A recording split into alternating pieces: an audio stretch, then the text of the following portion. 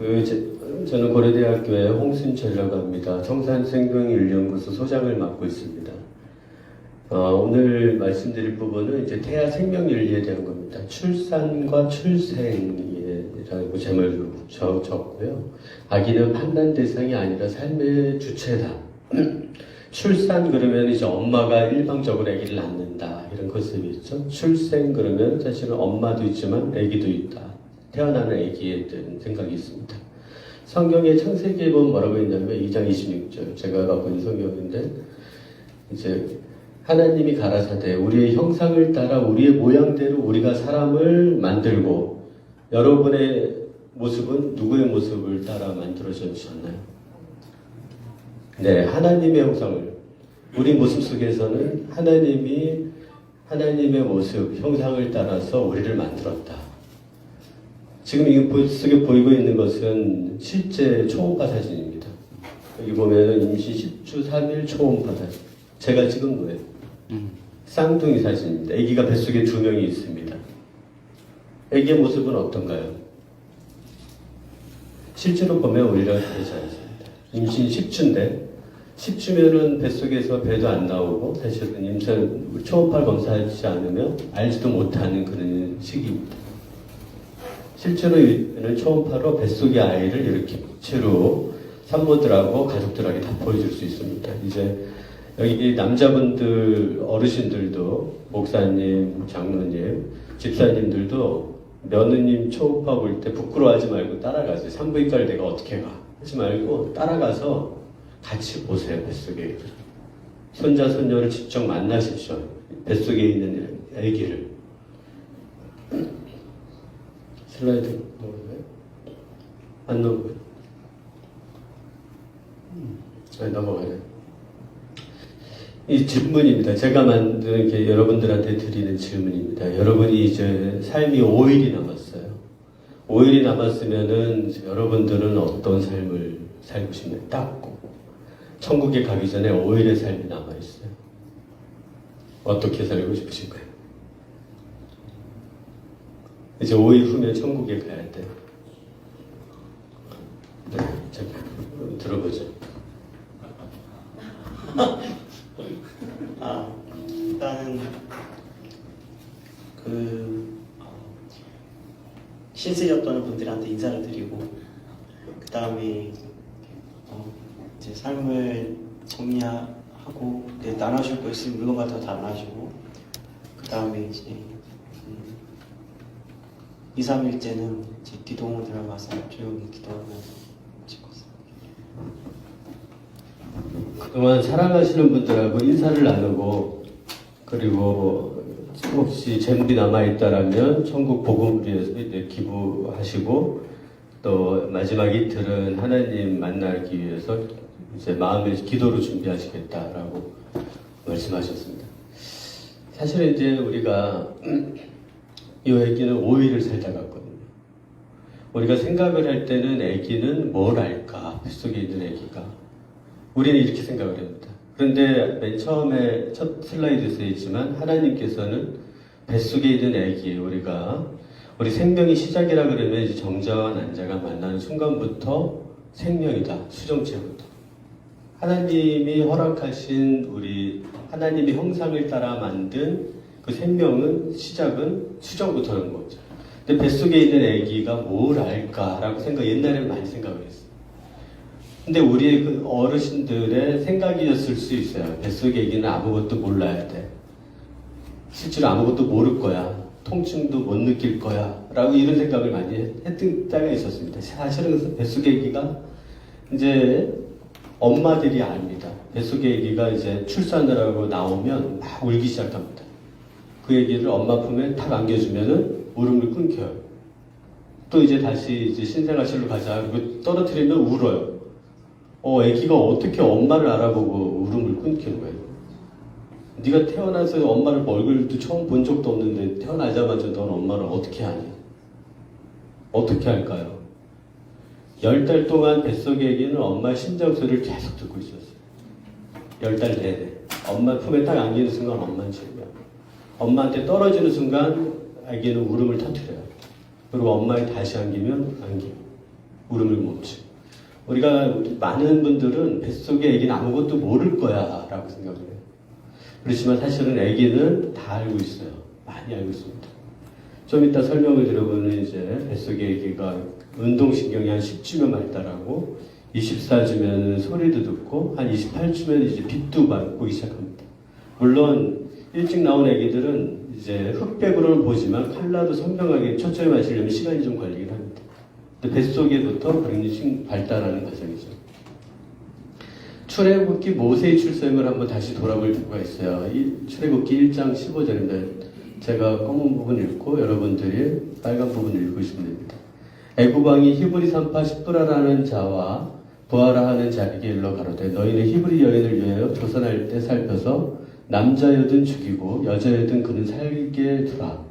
그러나 산파들이 하나님을 두려워하여 애굽 왕의 명을 어기고 남자를 살린지라. 애굽 왕이 산파를 불러 그들에게 이르되 너희가 어찌 이같이 하여 남자를 살렸느냐. 산파가 바로에게 대답하여 이르되 히브리 여인은 애굽 여인과 같이 아니하고 건장하여 산파가 그들이 이르기 전에 해산하였더니이다 하며 하나님이 산파들에게 은혜를 베푸시니라. 백성은 생육이 번성하고 심히 강대하며 함께 있습니다. 산파는 하나님을 경외하였으므로 하나님이 그들의 집을 왕성하게 하신지라. 사실은 모세의 출생입니다. 죽이라 그랬어요. 그런데 산파가 애굽 왕보다 하나님을 더 무서워했어요. 그래서 왕의 명령을 듣지 않고 그 아이들을 히브리 여인의 아이들을 살렸습니다. 모세가 이렇게 태어났습니다. 산파가 아마도 죽였다 그러면은 아마 이제 모세도 죽임을 당했었을 수 있습니다. 요즘에 최근에 나온 기사입니다. 일부 의사들은 이런 행동을 합니다. 임신 36주에도 2천만 원의 낙태. 그런데 처벌할 겁니다. 2019년대 우리가 헌법재판소에서 요즘에는 여성의 자기결정권이라고 얘기를 합니다. 그래서 여성이 스스로 뱃속의 아기를 낙태할 수 있는 권리를 일부 줘야 되지 않겠느냐라고 헌법재판소에 있는 분들이 이렇게 판단을 했어요. 되게 충격적인 일입니다. 사실은요. 어떻게 그런 판단을 했을까? 뱃속의 아기가 엄마 몸의 일부인 것처럼 그러니까 당신 마음대로 해도 돼 라는 판결을 일부 한 겁니다. 헌법재판소에서. 되게 충격적이에요. 사실은 미국에서 1972년도에 그런 판결을 한 번 했었어요. 로데웨이드가 1972년도에 여성의 일부 낙태권을 허용했어요. 이게 법을 신청한 분과 검사의 이름이 들어가 있어요. 그런데 이제 당시에는 로데웨이드 판결에서는 일부 낙태를 허용하라는 미국의 연방대법원의 판결이 있었습니다. 그 이후로 아기가 몇 명이 미국에서 죽었냐면 6천만 명이 죽었어요. 우리나라 인구보다 더 많은 뱃속의 아기가 사망을 했습니다. 근데 이게 여성의 권리인 줄 알았는데 이게 2022년도 6월에 뒤집혔어요. 미국 연방대법원, 우리나라 헌법재판소에서는. 헌법재판소에서 뭐라고 했냐면 낙태권은 여성의 자기결정권에 속하지 않는다. 여성의 권리 중에 뱃속의 아기를 죽일 권리는 없다. 라고 연방대법원이 법이 이제 바뀐 거예요. 1972년과 2022년도에 이제 법이 완전히 달라진 거예요. 근데 우리나라는 2019년도에 1900년도 법을 따라서 여성의 자기결정권이라는 뱃속의 아기를 죽일 수 있는 권리가 여성에게 일부 있다는 것을 인정하는 법을 만들어버렸다는 거죠. 이 연방대법원 판사들은 살해 위협을 당하게 됐어요. 아니 여성이 낙태할 수 있는 권리를 당신들이 부정한단 말이야? 당신들 죽일 거야. 그런 살해의 협박 의혹을 당했어요. 빨간 분들, 파란 분, 이분들이 이제 낙태를 반대하는 의견을 냈던 거죠. 미국의 연방대법원이 우리나라의 헌법재판소랑 같은 역할을 하고 있습니다. 법을 만들고 각 주에서 그 법을 기준으로 해서 주의 법을 만드는 법을 실행을 하고 있는 거죠. 뱃속의 아기를 보면 이제 5주에서 10주 이 시기가 해당되는데 이때 기관형성이라고 합니다. 우리가 몸의 심장부터 얼굴, 팔다리 이런 몸의 모든 장기들이 만들어지는 시기예요. 아기가 10주가 되고 나면은 우리 모양이랑 똑같습니다. 셋줄만 연결된 거 외에는 이제 팔다리하고 똑같죠.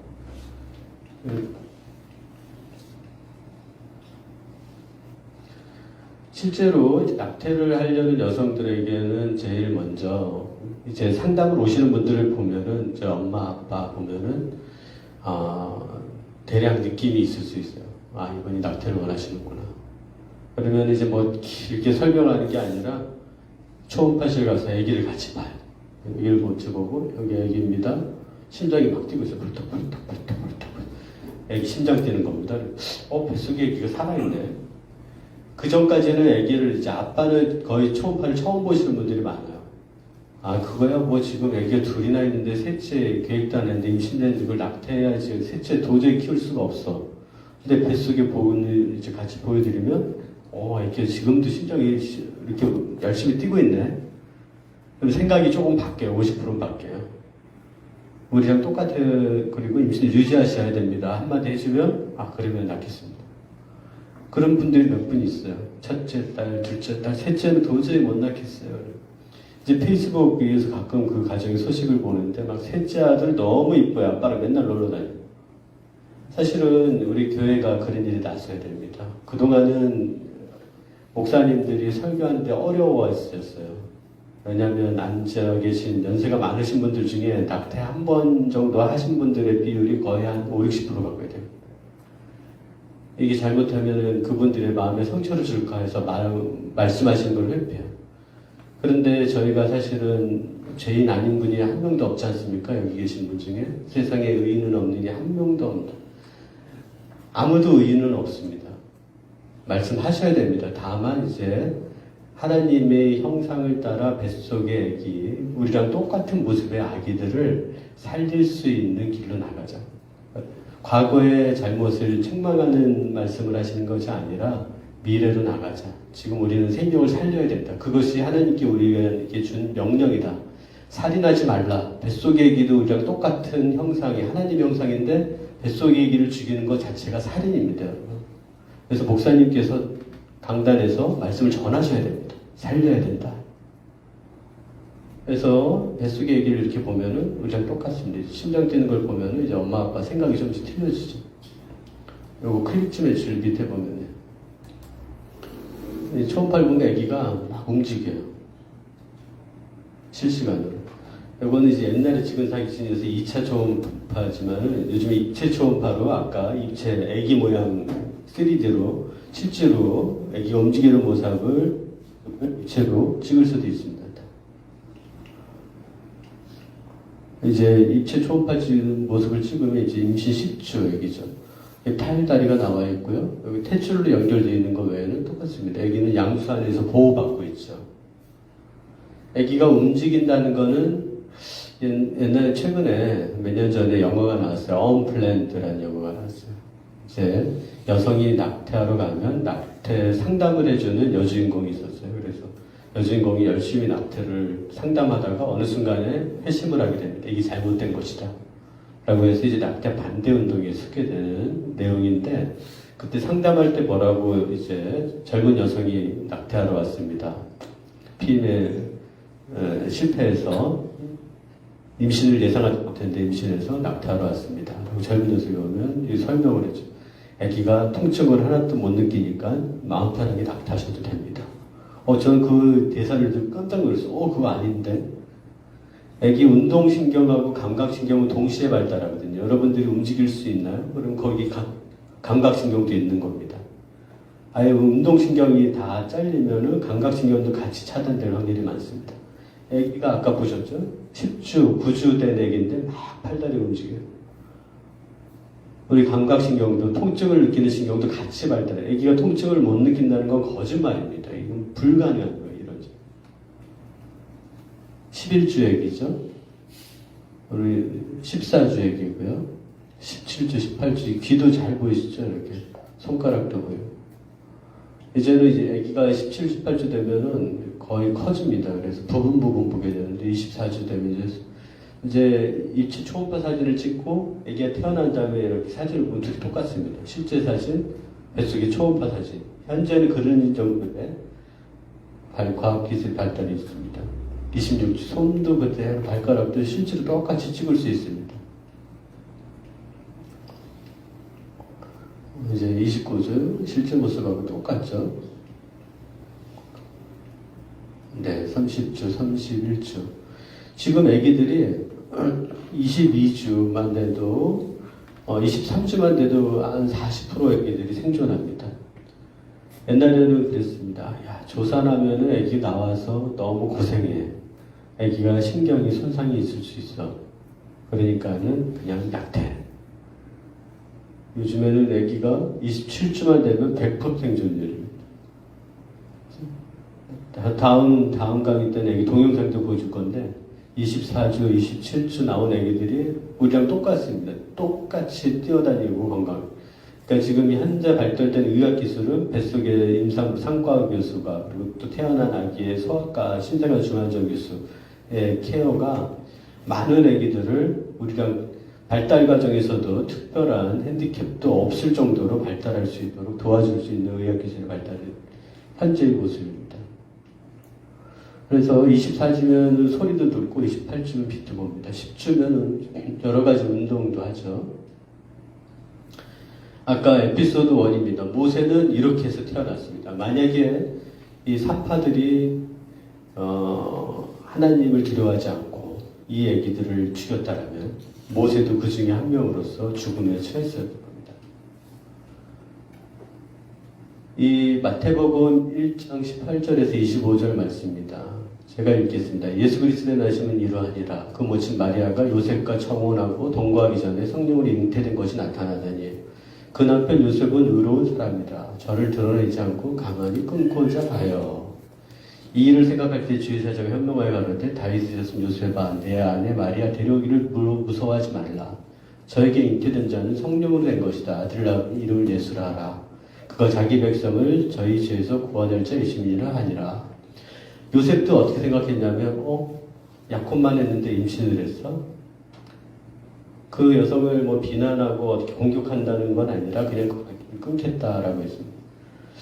근데 이제 만약에 이 요셉이 마리아와의 관계를 끊었으면 당시 법으로는 어떻게 됐을까? 신명기의 당시 법이죠. 처녀인 여자가 남자가 약혼한 후에 어떤 남자가 그를 성읍중에 만나 통간하면 너희는 그들을 둘 다 성읍문으로 끌어내고 그들을 돌로 쳐 죽일 것이니. 옛날에는 아기를 죽이는 낙태 기술이 없었어요. 만약에 요셉이 마리아를 관계를 끊었다 그러면 그 여인이 임신을 했어요. 정혼만 하고 그리고 아직 결혼하지 않은 여성이에요. 그리고 사회에서는 그 여성을 어떻게 바라봤을까요? 약혼한 후에 임신을 했네. 마리아는 주장했기에 저는 절대 어떤 다른 남자를 만난 적이 없어요. 성에 끌려가겠죠? 성혼문으로. 저는 절대 다른 남자를 만난 적이 없어요. 여러분들 믿어주실 거예요? 마리아가 여러분 앞에 와서. 여러분들이 재판장인데 마리아가 여러분 앞에 와서 저는 절대 그런 일이 없었습니다. 하는 순간 어떻게 됐어요? 그들을 돌로 쳐 죽이고. 마리아는 뱃속의 아기 예수님을 가진 채로 돌로 맞아 죽었을 거예요. 당시의 낙태. 엄마가 죽는 거예요, 낙태.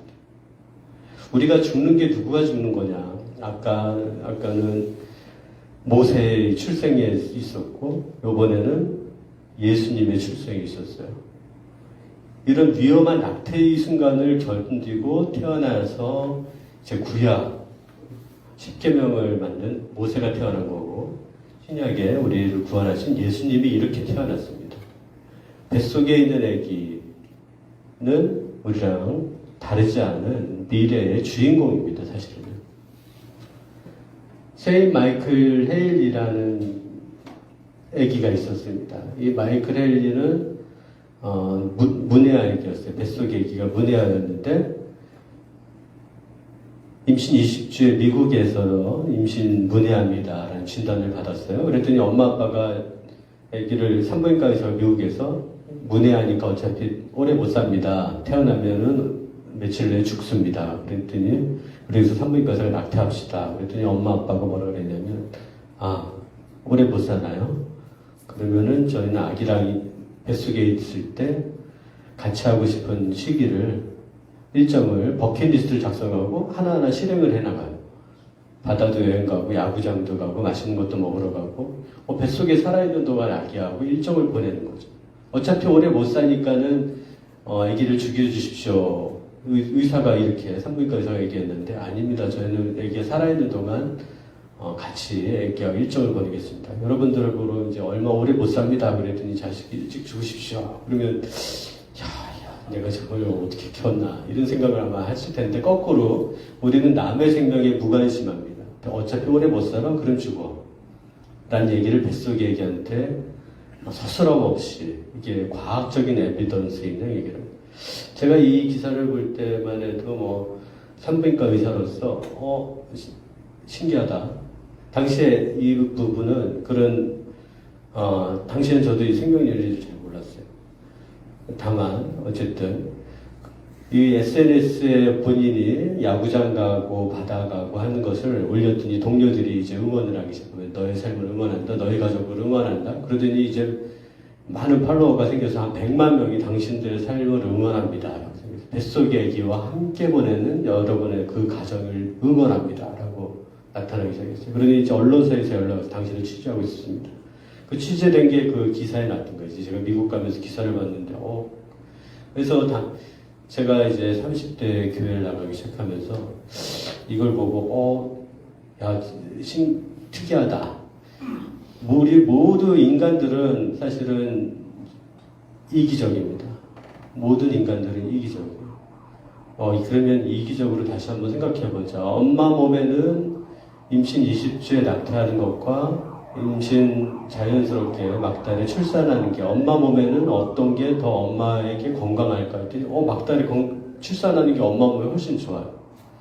임신 20주에 낙태하는 여성의 심리적인 충격과 임신 막달에 정상적으로 출산해서 가족들과 온전히 보는 앞에서 정상적인 이별을 하는 것과 엄마의 심리적인 죄책감이나 충격은 어떨까? 이게 훨씬 좋아. 근데 왜 자꾸 아기를 죽이라 그랬지? 어차피 오래 못 사니까. 우리가 경제 밖에 나가서 돈을 못 벌어오면 죽어야 됩니까? 그런 건 아니죠. 어쨌든 이 무네아라는 아기, 그래서 이 무네아의 뱃속에 셰인 마이클이라는 아기와 함께 여러 가지를 이제 SNS에 기록을 남깁니다. 그리고 이렇게 이 아기죠.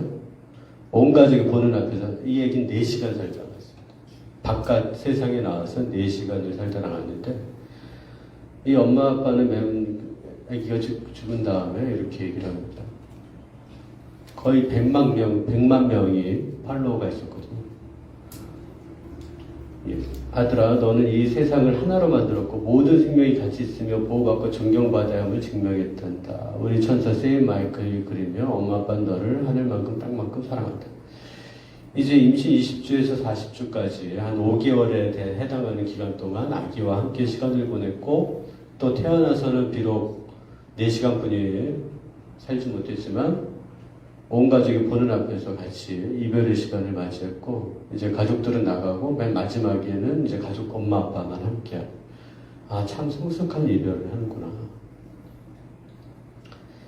이 4번째 얘기입니다. 그래서 40세 여성이었는데 옛날에는 낙태법이라는 게 있었어요. 낙태법이라는 거는 뱃속에 살아있는 아기를 낙태하면 처벌받는다는 법입니다. 그래서 당시에는 이제 30에 이분은 30살에 결혼을 하셨어요. 10년 동안 아기를 갖고자 열심히 노력을 했어요. 아기가 안 생겼어요. 40살이 됐는데 그새 큰 혹이 있어갖고 뱃속에 혹이 꽉 배가 임산부만큼 튀어나오고 커다란 혹이 생겨갖고 병원으로 온 거예요. 이제 자궁을 드러내는 게 좋겠습니다. 그냥 여성이 가만히 있어도 임산부처럼 배가 나올 정도로 큰 근종이 생겼기 때문에 수술하기 내일이면 이제 자궁을 제거할 건데 수술하기 전날 그 종양 수술하시는 의사가 초음파를 보니까 오른쪽 구석에 심장이 굴뚝 뛰고 있어요. 아기가 임신돼 있었던 거예요. 아주 초기의 아기가. 근데 당시에는 낙태법이라는 게 있었어요. 살아있는 아기를 죽이면 처벌받을 수 있다. 그래서 종양 그 혹을 수술하는 의사는 이제 상과 고염임산부인 담당 교수인 저한테 연락이 왔어요. 교수님 이게 아기가 예후가 안 좋을 것 같은데 내일 수술하실 분인데 그래도 한번 봐주시죠. 그래서 제가 환자분을 만났어요. 우리가 산부인과 의사들도 혹이 이렇게 큰데 이 상황에서 아기가 자랄 수 있을까? 또 예후가 좋을까? 이런 여러 가지 고민이 들겠죠. 환자분한테 사실대로 얘기했어요. 혹이 너무 크고 일단은 경과가 어떨지는 저도 모릅니다. 다만 우리가 할 수 있는 것을 최선을 다해 볼 수 있을 것 같습니다. 다해 봅시다. 엄마 아빠도 이거를 해야 되나 말아야 되나 표정이에요. 그러면서 일단은 임신을 유지하게 돼요. 그리고 퇴원을 해요. 외래 오는데 하나님이 하시는 일은 너무 놀라워요. 뱃속이 혹이 꽉 차 있는데 아기한테 공간을 내줘요. 아기가 가늘 모양을 따라서 이렇게 아기가 자기를 만들어요. 자기 공간을. 근종도 얌전히 있어줘요. 더 이상 커지지 않고. 아기를 압박하지 않고. 그래서 아기가 이제 한 35주 정도까지 커졌는데 위치는 여기 다 근종이기 때문에 혹이기 때문에 이건 일반적인 방식으로 분만할 수가 없어요. 이거 어떻게 보면 저도 산부인과에서 처음 해보는 수술이죠. 이 아기를 어떻게 분만할 것인가. 아기는 여기 위쪽입니다. 여러 가지 특수한 방법을 생각해서 지금 계획을 세웠고 아기를 잘 분만했습니다. 엄마 아빠가 외래 오면 항상 표정이 이래요. 이렇게 쳐다보고 있어요. 30살에 결혼해서 10년 동안 아기를 그렇게 갖고 자는데 한 번도 안 생겼대요. 그리고 40살에 자궁적출 살렸는데 임신을 했는데 이 아기가 건강할지 건강하지 않을지에 대한 자신도 없어요. 언제 잘못될지. 엄마 아빠 표정은 10년 동안 우울했고 임신 중에도 우울했어요. 그러고 나서 그 얘기를 태어났어요. 당시에는 이제 낙태법이셨죠. 이 얘기를. 엄마가 보내준 사진, 애기 185일 됐다고 엄마가 여기 사진을 쫙 보내줬어요. 저기가 SNS에 공유해도 될까요? 그랬더니, 공유하셔도 됩니다, 선생님. 이렇게 보내줬어요. 근종이 커다란 구석에서 잘. 근데 엄마 아빠가 표정이 밝아졌어요. 우리는 일방적인 관계라고 생각을 합니다. 엄마 아빠가 애들한테 뭘 해주는. 아무것도 모르는 우리는 사실은 자녀는 항상 어려 보이죠. 초등학교도 어려 보이고, 중학교도 어려 보이고, 고등학교도 어려 보이고, 사회생활에는 조차도 어려 보여, 항상. 네가 뭘 아냐. 내가 인생을 너보다 20년, 30년 더 살았는데 네가 뭘. 어려 보일지라도 사실은 이게 일방적인 관계라고 생각을 하는데 이게 상호관계라는 생각을 하셔야 됩니다. 엄마 아빠가 웃고 다녀요. 근데 이게 아기가 태어나서 웃는 게 아니라 제가 보기에는 아기가 엄마 아빠를 웃게 해주는 거예요. 아기가 엄마 아빠를 이렇게 까꿍까꿍 해주니까 거꾸로 엄마 아빠가 웃기 시작하는 거예요. 산부인과 의사를 하면서 우울증으로 약을 드시는 분들 아니면 양극성장애로 약을 드시는 분들이 임신 중에 약을 좀 줄입니다. 줄이거나 끊습니다. 그리고 출산을 하면 너무 바빠요. 아기 약을 끊으라고. 이제 바빠서 약을 끊는 건지 아니면은 아기가 치료 효과예요. 아기의 웃음이 엄마 아빠한테 얼마나 많은 엔도르핀을 만들어내는지 약을 안 먹어도 그냥 생활할 정도가 되는 분들이 엄청 많아요. 이건 상호관계예요. 엄마 아빠를 치유하는 사람이 누구냐 도대체. 아기가 엄마 아빠를 치유해주는 거예요. 엄마 아빠가 돈을 벌어와서 아기를 필요한 것을 사주는 거는 경제적인 능력은 엄마 아빠가 할 수 있겠지만 아기가 엄마 아빠한테 주는 엄청나게 많은 것들이 있습니다. 아마 여러분들은 자녀를 키우면서 경험을 하고 지금까지 왔을 거예요. 도대체 주인공이 누구냐? 출산과 출생. 우리는 어른들의 생각만 합니다. 내가 낳는 거야. 내가 하는 거야, 내가. 그렇지만 뱃속에 아기가 주인공일 수는 없을까요? 이 부모 또는 산파와 모세 도대체 주인공이 누구였을까? 이 요셉과 예수님 도대체 주인공이 누구였을까? 부모님도 주인공이에요. 삶의 가장 중요한 이 모세가 태어나고 그리고 예수님이 태어나는데 중요한 역할을 해줘야 될 분들이에요. 그렇지만 뱃속의 아기는 그냥 내가 다 해주고 너희는 주는 대로 받고 네가 뭘 아니? 라는 그런 존재들이 아닙니다. 사실은요. 엄마 아빠하고 쉐인. 엄마 아빠는 작은 실천을 했어요. 뱃속에 있는 아기, 문해아 아기를 죽이지 않고 이 아기에게 하나님이 허락하신 삶의 기간 동안을 같이 봉사하고 기쁜 시간을 보내는 그런 좋은 선택을 했어요. 그렇게 주인공이 누굴까? 엄마 아빠와 나일이. 엄마 아빠의 삶은 그대로 갔었을 거예요. 나일이가 없었으면. 계속 경제적으로는 부유했겠죠. 부족함이 없었을 테고. 하지만 그 기쁨이 없는 삶. 이 나일이 어머니가 엄마 아빠한테 준 삶의 변화. 이거 상호적인 거죠. 도대체 이 주인공은 누가 주인공입니까? 엄마 아빠도 주인공이고 그 옆에 나오신 역할 산파도 주인공이고 하지만 실제로는 더 뱃속에 있는 아기들 모세, 예수님 그리고 문야였던 세인 그리고 어쩌면은 세상의 빛을 못 봤을지도 모르는 나영들 이 뱃속의 아기도 같은 주인공이다. 출생이라는 뜻으로 그래서 우리들이 하는 역할이 얼마나 중요한가. 이 얘기는 문해예요. 아까 5일 여러분들이 5일을 나누면 무엇을 하고 싶냐라고 제가 여쭤봤지만 이 얘기는 5일을 잘 나갔어요. 문해와 얘기는 대학병원에 오지 않습니다.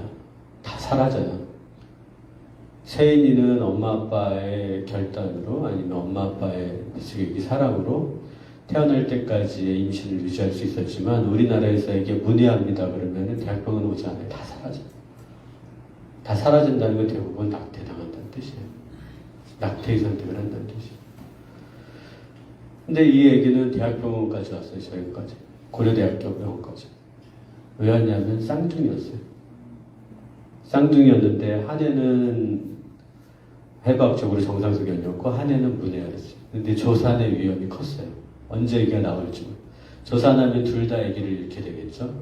아빠는 저희한테 와서 욕을 해요. 저희는 이 정상적인 건강한 아기만을 케어하기 원합니다. 오른쪽에 있는 아픈 이 아기한테는 어떠한 돈이 들어가는 치료도 하지 말아 주십시오. 어떠한 치료도 하지 말아 주십시오. 태어나면 우리 엄마가 제 아내가 아기를 만나지 않게 해주십시오. 제 아내가 아기를 보면 마음의 상처가 클지 모릅니다. 한국 사람들은 참 저도 한국 사람이지만 왜 여성이 자기 남성보다 마음이 여릴 거라고 생각해요? 전혀 그렇지 않아요. 여기 많은 여성분들이 계시지만 집사님, 권사님 계시지만 여성은 약하지 않아요. 남자는 상처 안 받고 여자는 상처받을 거다. 이게 전혀 그렇지 않아요. 오히려 반대일 수 있어요. 반대일 수. 제가 어쨌든 그 조산길에 입원해 있는 시기였기 때문에 이제 상담할 시간이 있었어요. 아기를 배 자구수축은 어떨지, 조산의 위험은 어떨지. 이제 아기가 태어나면 꼭 한번 만나보십시오. 아기도 엄마를 보고 싶어 할지 모릅니다. 고민이 많이 되셨겠죠? 아기가 태어난 다음에 이 손들은 뭐냐면 우리 소아과 선생님들 손이 태어나자마자 소아과 선생님이 사진을 찍은 거예요. 사실은 이렇게 아기의 모습, 초기 치료 모습 해주시고 신생아실에서 모자를 씌워놓은 거 보면은 아주 이뻤어요. 신생아실에서 우리 간호사 선생님들한테 아주 사랑을 많이 받았어요. 엄마가 왔을까요? 안 왔을까요? 아기를 만나러. 엄마가 왔어요. 엄마가 왔어요. 우리는 생각해요. 이건 내가 선택을 하는 문제다. 내가 아기를 안 보고 싶으면 안 보고, 아기를 보고 싶으면 보고. 근데 상대 반대의 생각은 아니에요. 아기가 날 보고 싶어 할까? 아기가 날 보고 싶어 하지 않을까? 라는 생각은 별로 안 해요. 왜냐하면 일방적인 관계라고 생각을 하거든요. 아기는 엄마를 보고 싶어요. 태어난 아기들 엄마뿐이 아기는 제가 거의 95%, 100% 가까이 다 울음을 그친다고 그랬잖아요. 아기는 엄마를 갈구해요. 엄마를 보고 싶어요. 천국에 가기 전에 아까 말씀하셨죠? 사랑하는 사람하고 인사하고 싶다. 그동안 고마웠다. 인사하고 싶다. 그리고 아기도 인사하고 싶어요. 여러분들하고. 그러니까 그 부모하고 인사하고 싶어요. 우리는 아기의 감정에 무관심해요. 아기가 뭘 알까? 그렇지 않습니다. 똑같이 통증도 느끼고 아기도 똑같은 감정의 그런 변화가 있어요. 이거는 외국에 있는 용서의 상이에요. 사실은 엄마 아빠가 젊었을 때 그게 무슨 의미인지 모르고 아기를 낳았던 거죠. 그 아기가 엄마 아빠 제가 엄마 아빠의 당신의 죄를 용서합니다 라는 걸 상으로 만들었어요. 엄마 아빠가 젊어서 그 당시에는 몰랐다. 내가 이게 무슨 의미인지 몰랐다. 당신이 그냥 여러 가지 여건이 안 된다고 생각해서 뱃속에 있는 애기 너만 없어지면 내가 다시 직장도 가고 학교도 가고 행복할 수 있을 거라고 생각해서 그 당시에는 이게 어떤 의미인지 모르고 너를 죽였다. 저는 당신을 용서합니다. 애기는 뱃속 천국에 있는 아이들은 우리 어른들을 이미 용서하고 있어요. 예, 제가 섬기고 있는 성산생명연구에서 낙태반대 상업의 원칙이라는 생명은 보호받아야 된다. 상업지를 배격한다. 의료진이 양심에 반하거나 비윤리적인 의료기를 강요받아서는 안 된다. 이렇게 하고 있고요. 기도 제목입니다. 그래서 임산부, 태내, 우리 지금도 오늘 이날 이 시간에도 어딘가에서 낙태된 얘기 있을지 몰라요. 그 얘기가 모세일 수도 있고요. 예수님일 수도 있습니다. 그런 분들일 수 있어요. 새인 나연일 수도 있어요. 그래서 우리 뱃속에 있는 아기를 살리는 법을 빨리 만들어야 됩니다. 그리고 법만 기다릴 수는 없어요. 교회가 일어나야 돼요. 여기 있는 예수학교에서 예수님의 신정을 갖고 있는 여러분들이 일어나야 돼요. 법이 바뀔 때까지 내가 할 수 있는 게 뭐 있을까? 그렇지 않아요.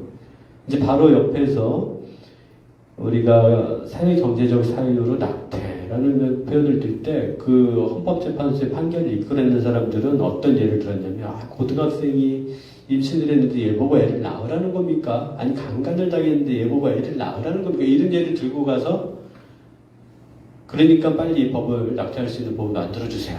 라고 했어요. 근데 실제로 우리 주위에서 일어나는 많은 낙태는 어떤 분들이냐면 정상적인 가정이에요. 아기가 하나 있어. 여유가 별로 없어. 임신이 돼버렸네. 계획하지 않았는데. 어떡하지? 둘째 낳아야 되나 말아야 되나. 하고 여러분들한테 바로 물을 거야. 큰일이에요. 지금 계획하지 않았는데 임신이 됐어. 처음 만나서 한마디 하시는 분의 영향력이 엄청 큽니다. 무슨 소리야? 당연히 나야지. 내가 도와줄게. 실제로 도와줄 건 없어요. 도움을 요청하지도 않을 거예요. 그렇지만 도움을 요청하면 내가 도와줄게. 도와줄 일 있으면. 도와줄게.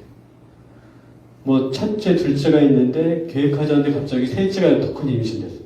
어떡하죠? 전혀 예상 못했는데 셋째. 여러분들한테 물을 거예요. 어떡하죠? 갑자기 예상 못하게 임신했는데 애기를 키울 형편이 안 되는데 무슨 소리네. 도와줄게. 처음 만나는 한 명의 그 한마디가 이분의 생각을 바꿉니다. 사실은 한 명의 새로운 삶을 여러분들이 지켜낸 거예요. 그 한마디로. 기도해야 됩니다. 저희가 이 땅 대한민국의 생명이 살아나는 하나님의 사랑이 넘치는 나라가 되게 기도해 주시고요. 하나님이 형상을 따라 만들어진 뱃속의 태 생명을 위해 기도하는 한국 교회가 되게 기도해 주시길 부탁드립니다. 감사합니다. 네.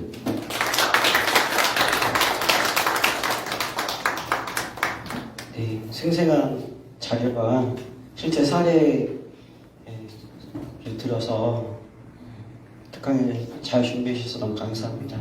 혹시 간단한 질문하실 분이 계신가요? 그러면 제가 교수님께 질문 좀 제가 그 동성애 자율금지법 반대하면서 만났던 사람들이 그 LGBT라고 성소수자인데 성소수자들이 대부분 다 낙태를 찬성하거든요. 그러니까 그리고 그 언플랜드라는 영화를 저도 봤는데 그 언플랜드 미국의 그 낙태 시스템을 막강하게 재정적으로 지원하는 게 성소수자 단체거든요. 그러니까 저는 좀 선뜻 이해가 안 갔거든요. 왜 성소수자 단체가 낙태를 그렇게 적극적으로 찬성하고 돈을 엄청나게 주는지 그거에 대해서 아시는 거 있으면 좀 말씀해 주시고 우리나라 헌법재판소가 판결 내릴 때 맨 마지막에 우리 모두는 태아였다 이러면서 입법을 해야 된다. 그러니까 지금 제가 알기로 입법 공백 상태잖아요. 한국은. 그러니까 낙태가 합법도 아니고 불법도 아닌 상태로 알고 있거든요. 근데 거기서 어떻게 해야 되는지 두 가지 질문 좀 드립니다. 네, 저도 LGBT 그분들이 낙태를 찬성하는지는 명확히 모릅니다. 다만 우리는 지금 유물론적 사고의 세계관에서는 보이지 않는 것은 존재하지 않는 거다 라는 생각들을 갖고 있는 거예요. 존재하는 사람들의 행복을 위해서는 무엇이든지 할 수 있다. 이렇게 생각하면 좀 곤란할 것 같아요. 제 생각에. 우리는 지금 하나님이 눈으로는 보이지 않지만 여러분들은 다 하나님이 살아계신 하나님을 만나고 있고 알고 있습니다. 우린 공기가 보이지 않지만 지금 우리가 숨을 쉬고 있습니다. 보이지 않는다고 해서 존재하지 않는 건 아니에요. 이제 동성애랑 관련해서는 이런 몇 가지 문제점들이 있어요. 예를 들면 여성과 여성의 부부가 임신을 하려고 그러는데 임신할 수 있는 방법은 정자를 도네이션 받거나 아니면 돈 주고 사야겠죠. 정자를 돈 주고 사는 국가들이 있어요. 시스템이 있어요. 이제 돈을 주고 정자를 사고 팔고 하면서 실제로 그런 일들도 있었어요. 어떤 분들은 본인의 정자를 통해서 100명 넘는 아기들. 본인하고 상관은 없다고 생각해요. 정자만 팔았으면. 또 어떤 분들은, 이 여성들은 가능하면 좋은 유전자의 정자를 사고 싶어 하는 분들이 있어요. 그래서 유명한 대학의 IQ가 몇이고, 잘생겼고, 키가 얼마고 해서 엄청 많은 정자가 팔렸는데 나중에 보니까 사기야. 그죠? 그러니까 하나님의 법칙을 어기는 것 자체가 좀 저는 바람직하지 않다. 또 남성 부부가 아기를 낳으려면 어떻게 해야 되죠? 여성이 있어야겠죠. 여성. 대리모를 사는 거. 그러니까 미국, 호주 이런 데서는 이제 대리모를 허용하지 않으니까 인도 이런 가난한 나라에 가서 돈을 주고 사는 거죠. 그래서 정자를 통해서 임신을 시키고 호주에서 동성애 남성 부부가 인도에서 대리모를 통해서 임신을 했어요. 근데 쌍둥이였어요. 한 명은 염색체가 정상이었고 한 명은 다운 증후군이었어요. 근데 난 다운 증후군은 안 데려가고 정상인 애기만 데려갔어요. 인도에서 난리가 났어요. 야, 이게 우리 여성들의 국민 대리모가 법적으로 허용됐었던 인도에서조차도 야, 이건 심각한 인류적인 문제가 있다. 또 돈을 주고 여성을 사는 거죠. 여성의 자궁을 사고 여성의 몸을 사는 거죠. 이런 심각한 문제들이 있어요. 왜 LGBT 이분들이 낙태를 강력히 동의하는가는 정확히 저는 모르겠어요. 왜냐하면 낙태를 동의하는 많은 분들이 그 외에도 있기 때문에. 근데 이런 낙태를 동의하는 많은 분들의 생각은 여성의 권리다. 그리고 살아있는 사람의 권리가 그 무엇보다 앞선다. 보이지 않는 것은 존재하지 않는 것이다. 라는 생각들을 갖고 있는 것 같아요. 뱃속에 아까 그래서 제가 제일 처음에 초음파 사진을 보여주는 건 뱃속에 아기가 없는 게 아니고요. 밖에서 안 보일 뿐이지 보이는 겁니다. 실제로 존재하는 거고 지금의 과학기술은 보여드릴 수가 있습니다. 그래서 보여드리는 겁니다. 제일 처음 사진은. 우리가 보면 그래도 믿지 않아요. 근데 사진을 저렇게 보여주고 쌍둥이에요. 팔도 있죠. 귀도 있죠. 손도 있죠. 이제 그런 분들조차도 저런 이제 실제로 영상을 보면은 뱃속에 아기가 살아있는 우리랑 똑같은 존재구나 라는 생각을 하게 돼요. 두 번째 질문이 뭐 있었죠? 입법 공개성.